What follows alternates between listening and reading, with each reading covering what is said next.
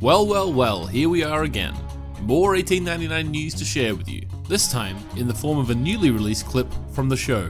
At this point, I'm pretty sure the universe doesn't want me to finish our Terminator 3 video because I keep getting distracted with 1899, but subscribe so you don't miss it when it does come out, and all of our 1899 content, of course. If you aren't aware, 1899 is a new series by the creators of Dark coming to Netflix on November 17th. I've been theorizing about it for a few years at this point, so you might want to catch some of my other videos. Without any further ado, let's get into it. This scene was released on Tuesday, November 1st on filmstarts.de, a German film news website. Link in the description.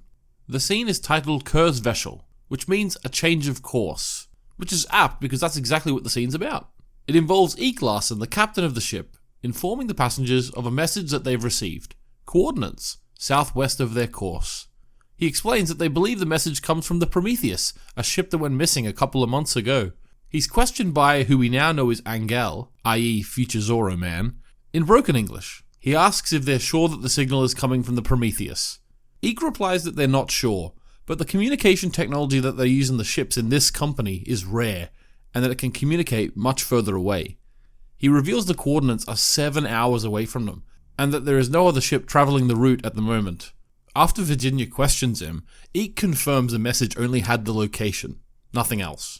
It is then asked cynically by Angel and Virginia whether they are changing course because of an unknown message that didn't ask for help. Eek reminds them that the Prometheus carried 1,423 passengers, and they might still be alive. Virginia doubts this, and then it shows Lucien being very disturbed by the possibility. Eek goes to leave, but is stopped by Angel, who gives the whole "we paid good money" argument that we saw in the show's trailer, the only difference being that he identifies Ramiro as his brother. Lucien walks out then, the captain walks out, and panic ensues. Alright, so first of all, I just want to say that I absolutely love this scene. I love the eerie tension-filled mood in it. I love the score. I thought the acting was superb. I can suitably say that I'm even more excited for the show, even though I didn't think that was possible. Okay, just to begin, let me get out ahead of it. Yep, I was wrong. I said that the hands dinging the glass could be Virginia. Turns out it's actually Eek's first mate, whoever this is. Listen, in my defense, he has lovely hands.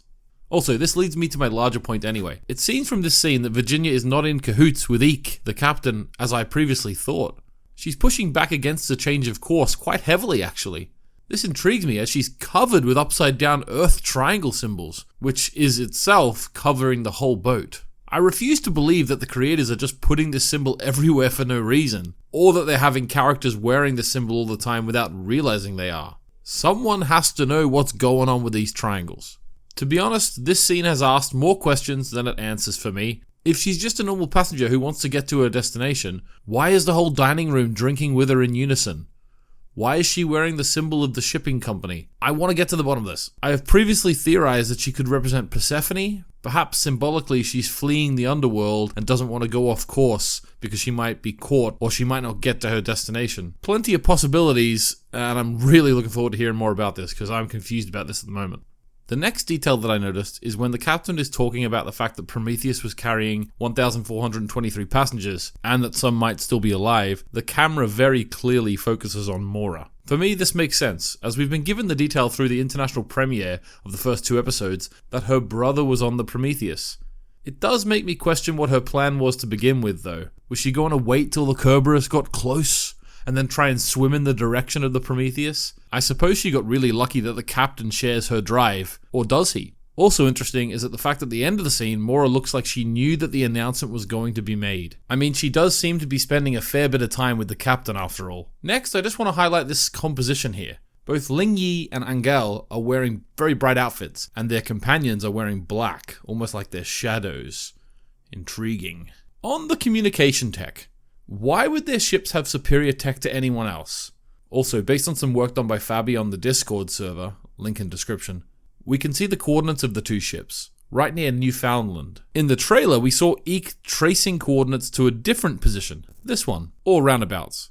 What could this third position be? Is this where the Great Whirlpool is? Or is this a different boat that they can meet up with to find out what's going on? Lastly, I want to mention the fact that Lucien walks out during the discussion. A fact that's noted by the captain. He looked very disturbed by the news that the Prometheus had been found.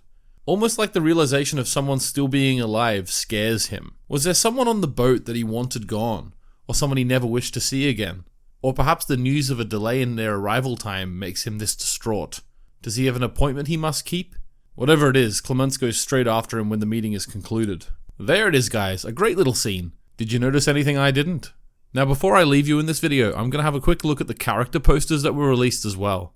Eek is first, looking much the same as we've seen him before, with his beard birthmark thing, his scar, and wait, is that a triangle pupil? We've seen these in the trailers before, but oh yeah, they all have it. My quick take on this is that it's just for the advertisements and it looks cool. But it may represent the Eye of Providence, the all-seeing Eye of God, which represents divine providence, whereby the Eye of God watches over humanity. This theme wouldn't be out of place amongst the other themes we've spotted in the released material. In fact, is the triangle in the middle of the mural a version of the all-seeing Eye of God? Let me know what you think. Angal next. And apart from knowing his name and that he's a smoker, tisk, there isn't much else. Ramiro means great judge or counselor. We also see details of triangles in the stitching on his collar, and a triangle goatee. Or is it an upside down boat? Eben or Iben looks sad. In fact, there are tears in her eyes. Anchor, meaning anchor. Is he stuck like an anchor in the past, unwilling to move on? Virginia, why are you wearing triangles? And the green dress must mean something. Urgh! Mora clutches her pendant. Is there a picture of her brother inside? Cresta, meaning follower of Christ, has a big spider-like scar on his face. Definitely doesn't look like he was hit by a rock. Tova looks like she visited the coal rooms. Yukja is fully crying.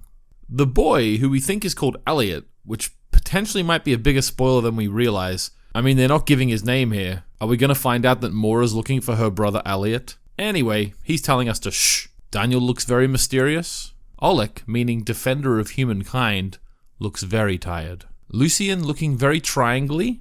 Geez, these triangles are everywhere.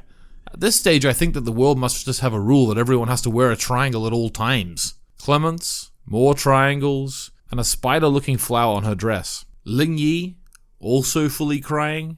And lastly, Jerome, looking like he's going to mess you up with a hammer. Accompanying the posters are 3 taglines.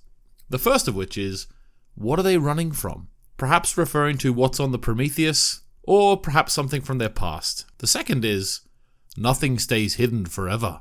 This implies secrets will be revealed. And thirdly, what is lost will be found. This is the main tagline of the show, and I think it's an allusion to some people's view on Brexit. Brexiteers believed that their identity as a nation had been lost, and through Brexit it would be found again. So I think that'll be a main theme. I'm really interested to see how this all comes together, and these posters and the release scene have done nothing but stoke the flames of my excitement. Please subscribe to follow our 1899 coverage. There's plenty more where this came from.